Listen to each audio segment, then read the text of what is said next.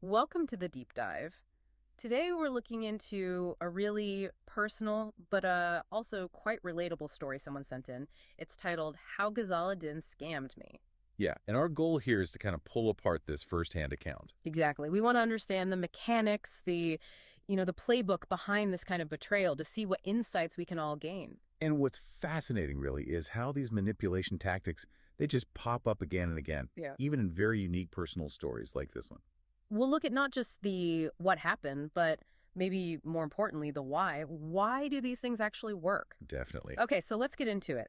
The source right away points to something really critical in this Ghazala Din case. The referral. Yes, the friend's referral. This wasn't some random email or cold call. It came through someone they knew, someone they trusted. And that just immediately changes the dynamic, doesn't it? It lowers your natural defenses. Completely. You think, well, if my friend trusts her. Then she must be okay. It's classic social proof, a really powerful, sometimes quite insidious tool for scammers.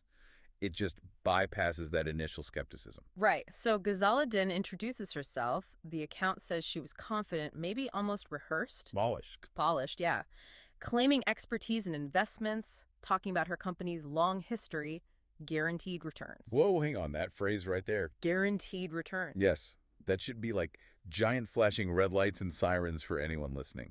Legitimate investments always involve risk. There's no such thing as a guaranteed high return without risk. Absolutely not. If someone promises that, especially high returns, guaranteed. That's almost always the hook for a scam. She also mentioned apparently that so many people were benefiting. More social proof, right? Exactly. Vague, unverifiable claims, but they sound reassuring. Okay, so here's where it gets particularly interesting and maybe even cruel. The initial phase. Yeah. The victim invests just a few £1,000s at first, and for the first 2 months, actual profits arrive. Ah, the bait. Actual payments hit the bank account. It looked completely real. It created this powerful sense of, wow, this actually works. And you can see how effective that is. It's not just building trust on a rational level. Yeah. It's hitting your brain's reward system. You get that dopamine hit from seeing the profit. It validates your decision, makes you feel smart. And less likely to question things later. Precisely. It dulls your critical thinking for what comes next. Yeah. It confirms that hopeful bias you started with. And what came next, predictably, was the bigger ask. Of course. After those 2 months of success, Ghazala apparently said something like, look, the more you put in, the bigger the profit. Classic escalation. And because that trust was built, because those initial payments seemed real, more money was sent. A larger amount this time. It's the setup.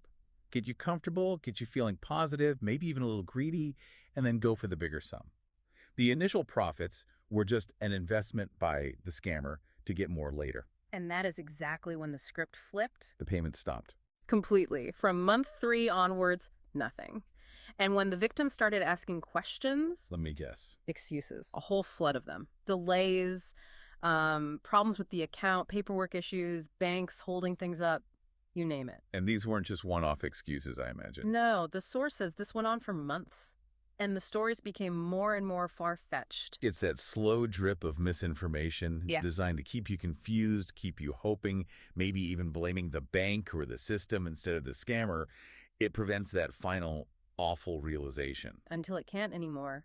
The realization eventually hit. This was all fake. It was a scam. A painful moment. And adding insult to injury, the victim found out their friend, the one who made the referral, Oh, no. was in the exact same boat, hearing the exact same excuses from Ghazala. Wow. So the scam didn't just steal money, it damaged that friendship too, potentially, that shared betrayal. Mm-hmm. It really multiplies the harm, doesn't it? Definitely. It wasn't just a financial loss, but a blow to their social fabric, their trust in others. And it sounds like this wasn't isolated. Not at all. The victim later found out through social media that Ghazala Din had apparently run this exact scam on many people. The same pattern. Identical. Promise guaranteed returns, pay out for a short while to hook them, build that false trust, then escalate the investment, and finally vanish with the money behind a smokescreen of excuses. It's a depressingly effective formula. The source really emphasizes that the core hurt beyond the lost savings was that feeling of being manipulated, the violation of trust and faith. That emotional toll is often the hardest part to recover from. So let's try to crystallize this. What does this deep dive into the Ghazala Din scam really show us? Well, it maps out a pretty clear and sadly common blueprint, doesn't it? Yeah, first, leverage existing trusts like that friend referral. Make the entry point feel safe. Second, create the illusion of success. Those initial payments are key to building confidence and lowering critical faculties. Third, escalate the demands once trust is established. Get the bigger sum. And finally, the exit strategy.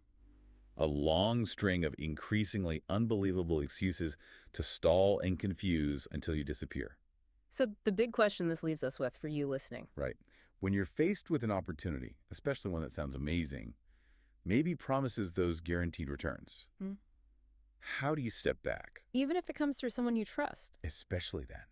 How do you pause and critically assess the actual proposition? Could you separate the appeal, the promise, maybe the endorsement from a friend, from the cold, hard facts of the offer? Thinking about those underlying psychological triggers, the desire for easy gains, the trust in social proof. Exactly. Can you recognize those triggers in yourself and hit the brakes? Demand transparency, verify claims independently, be skeptical of anything guaranteed. That moment of critical thought, that pause, it might be the most important defense you have.